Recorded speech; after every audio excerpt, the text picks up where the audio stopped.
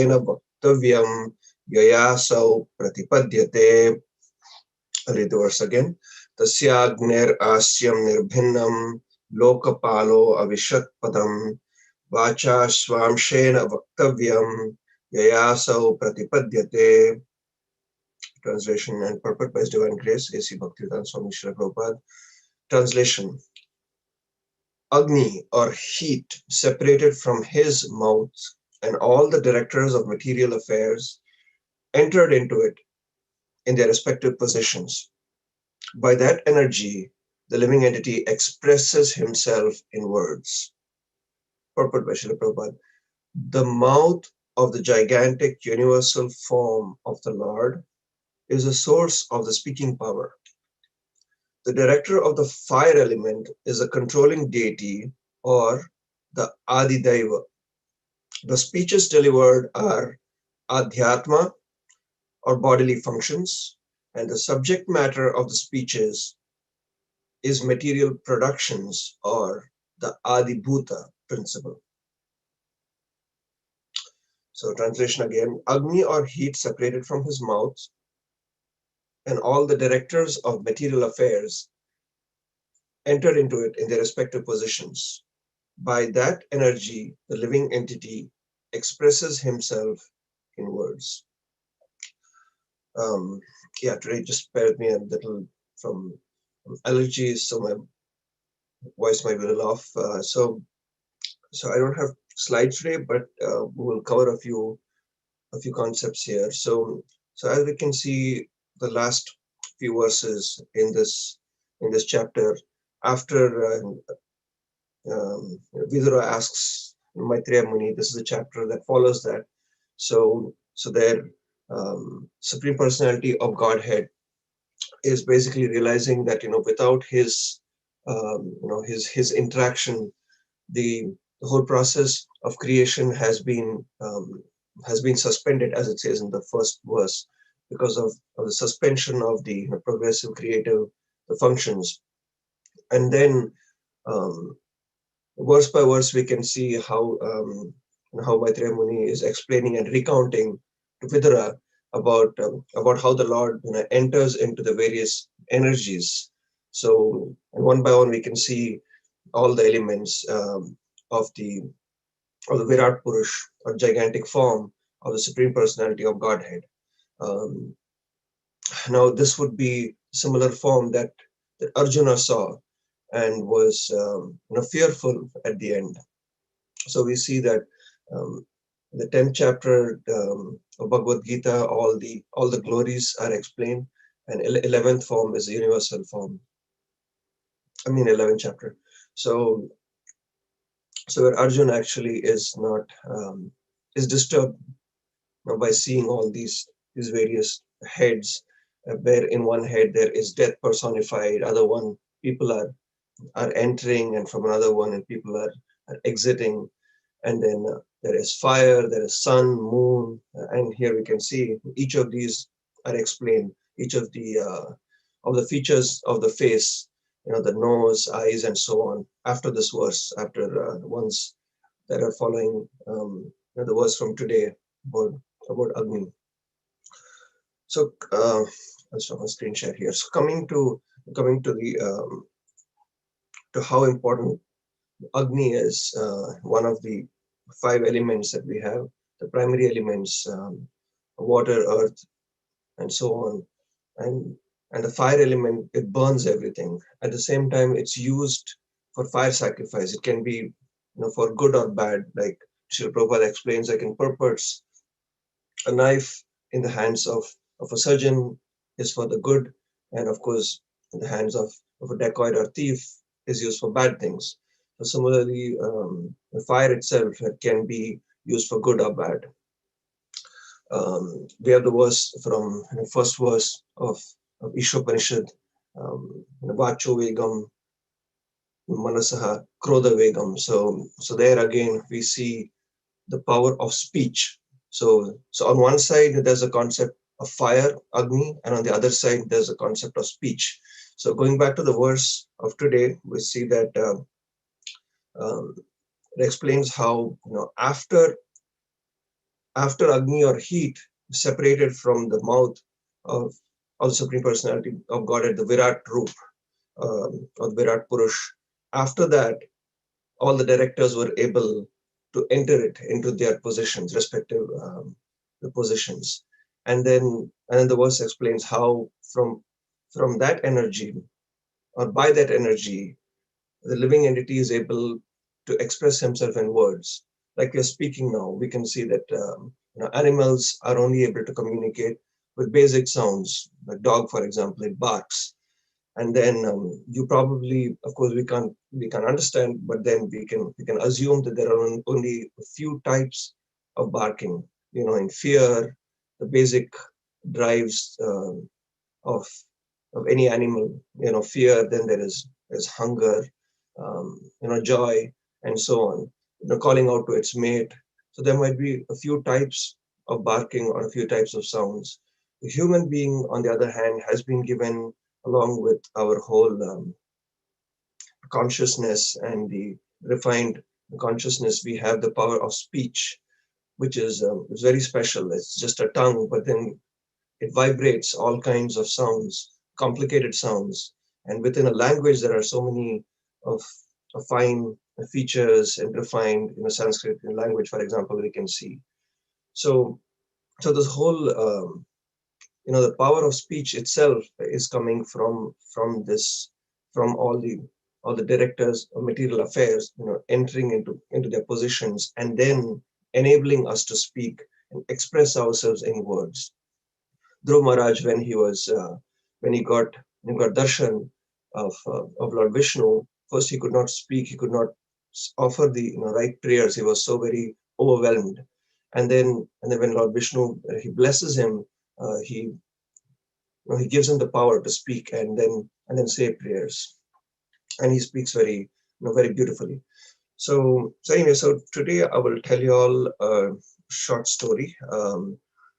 Actually, it's a story within a story. It's a little long, so let's see how far we can go. This is about how important Agni is, the fire.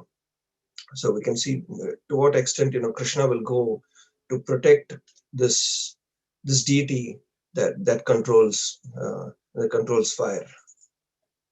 So just 1 second, do I just screen? Okay, all right. So this story goes back to King Shvetaki, around the time of probably before when Lord Krishna appeared on this earth 5,000 years ago.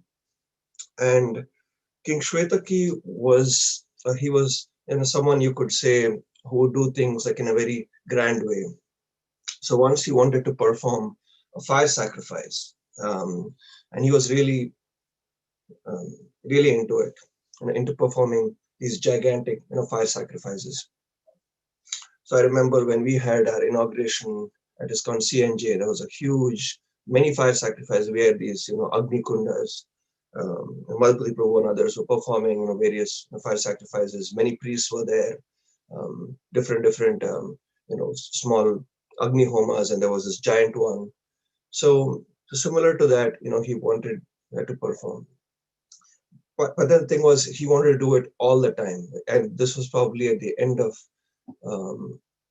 Treta Dwapar Yug. So hence, I guess it was still continuing of fire sacrifice, because actually Dwapar Yug we have deity worship, but then he still was doing these fire sacrifices, and then it was so elaborate that the priests or the Ritviks were suffering from so much of smoke from the fire. So they kind of said, this is it, we just can't do so much. It's one after another, and there is a limit to everything. So we are weak from all the smoke from the fire sacrifices that you ask us to do, again and again. So you'll have to find someone else for it. You'll have to find some other priests or Ritviks to perform the fire sacrifice. So King Shvetaki then prayed to Lord Shiva, Rudra. He said only he can help me with this. And he said, so here again, one small point is we can see how fire is so strong that even these these powerful brahmanas and priests are not able to take beyond beyond a certain stage. Just the smoke coming from fire, it's not even the direct fire, but the smoke from fire is still so powerful that it can affect over a long duration. Even while sleeping, we know that smoke inhalation is a cause of death, so they have fire alarms and smoke detectors, carbon monoxide. So again, that smoke is coming from fire. It's just a byproduct. That itself is very powerful. So they could not take it, and they said, we'll have to find someone. So King Shvetaki, he prayed at Lord Shiva Rudra, and Rudra appeared before him and said, I will not be able to directly come and help you in your sacrifices because of having all my other duties. However, I can assign my my devotee, there is a brahmachari, who's Durvas, he can take care. So this was actually Durvas Muni on earth. So he will be able to help you for your fire sacrifice. So he said, but then you will have to keep all the items and paraphernalia all ready for the sacrifice. So King Shvetaki said, no problem. So within a few days, he arranged everything, all the place, because he was anyway into it, big time. So after arranging it, he again prayed to Lord Shiva, and Shiva then appears before the Durvas Muni and instructs him to help his devotee, King Shvetaki. So after that, they start the fire sacrifice, and Durvas Muni, presides over it. He is a very powerful and Muni and mystic. So he doesn't have the issues that the Ritviks had, and they perform the fire sacrifice in a very grand way.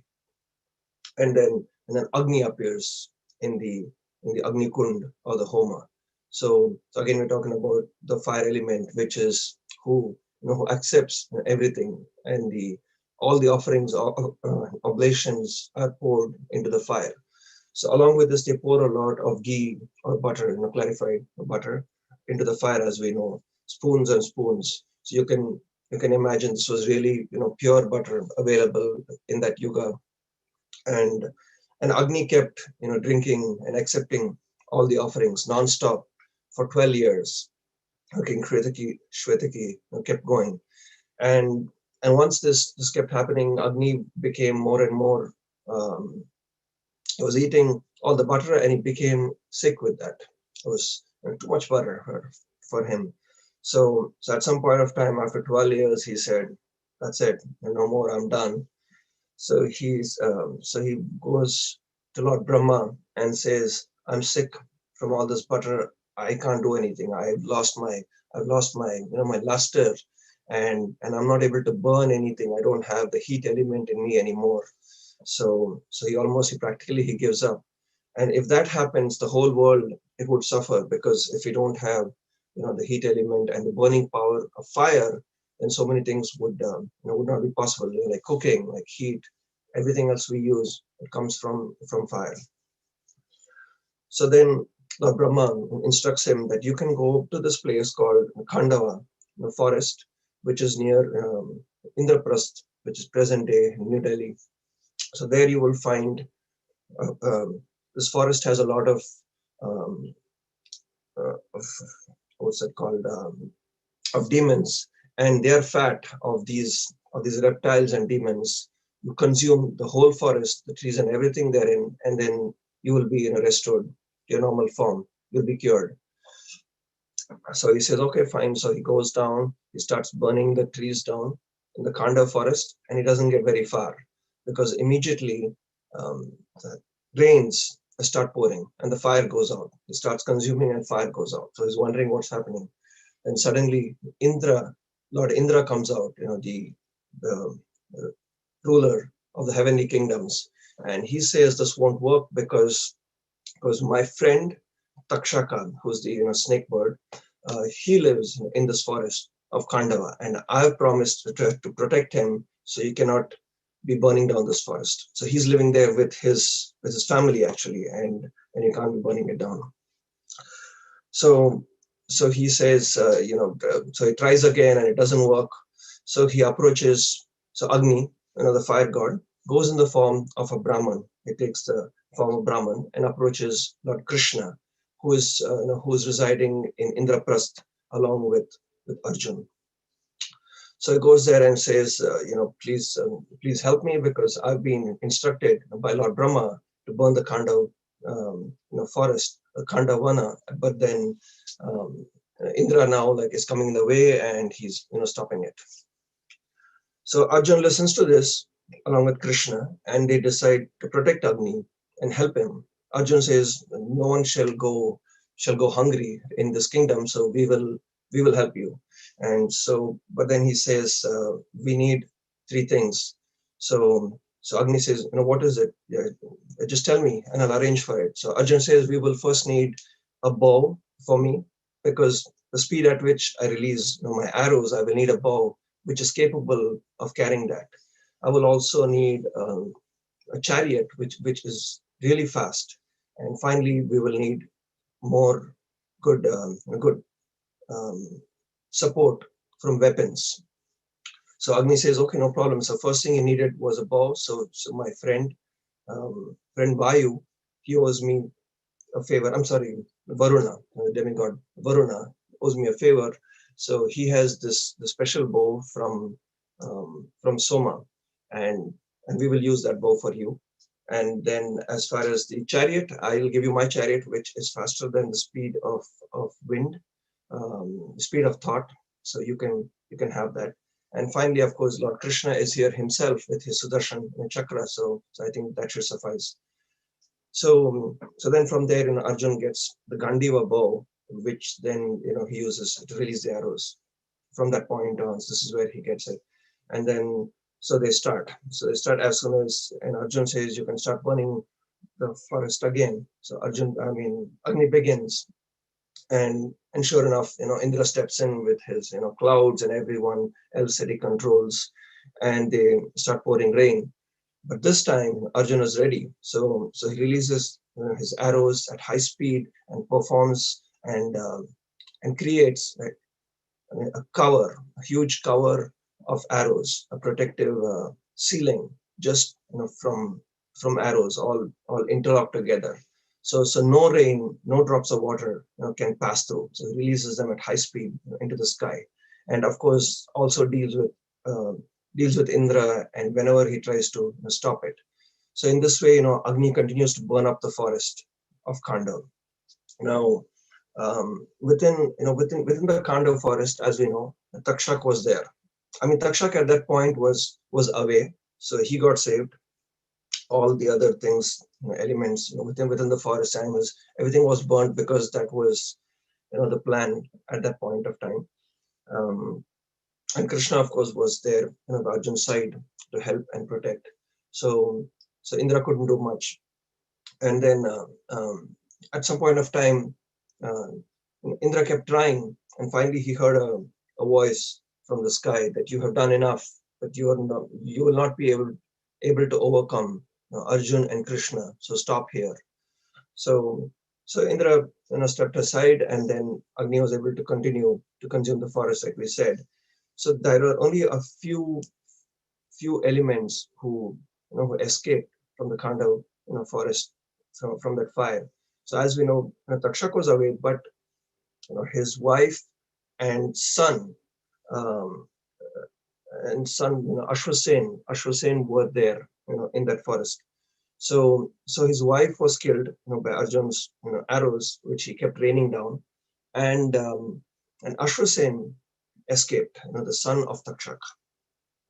So he escaped. And then also there were two others. There was Maya, who's actually an divine architect. He was an architect who could construct any huge grand buildings and so on.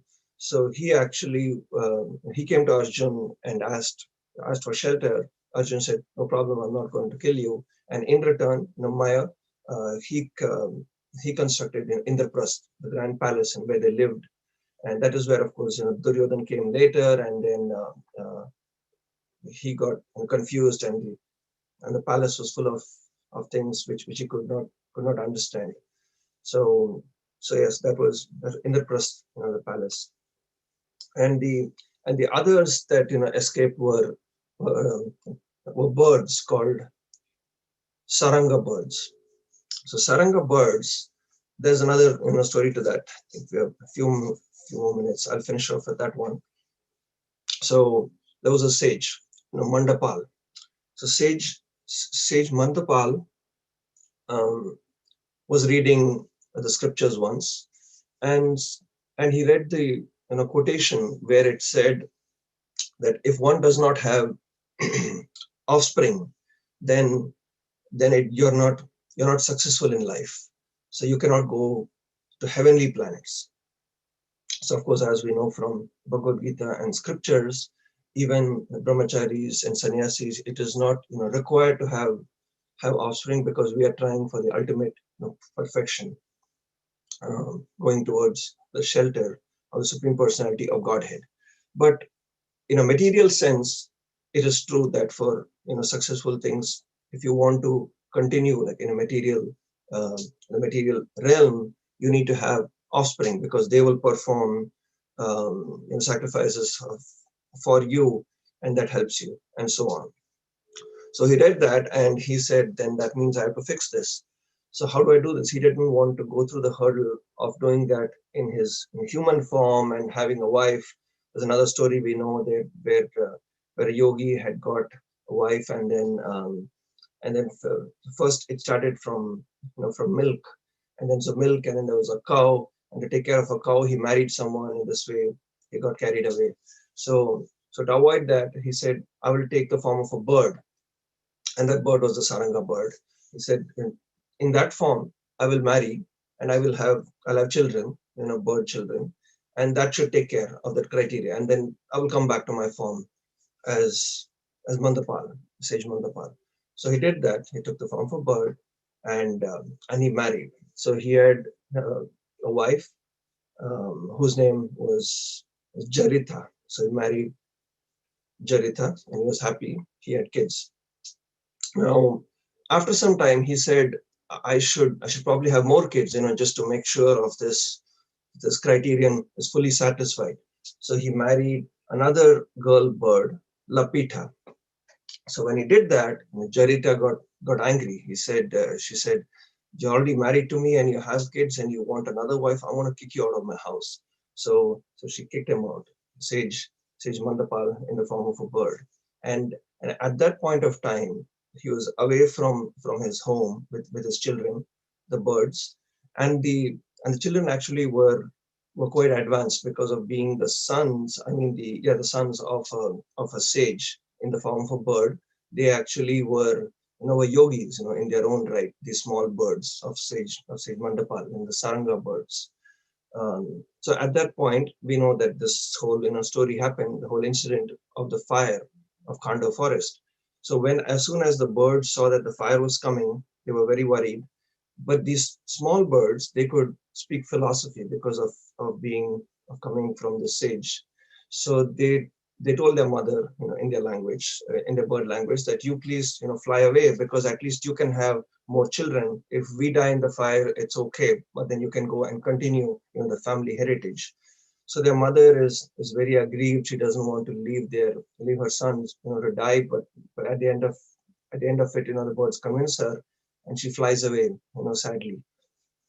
And these small birds are sitting very, very calmly, waiting for the fire.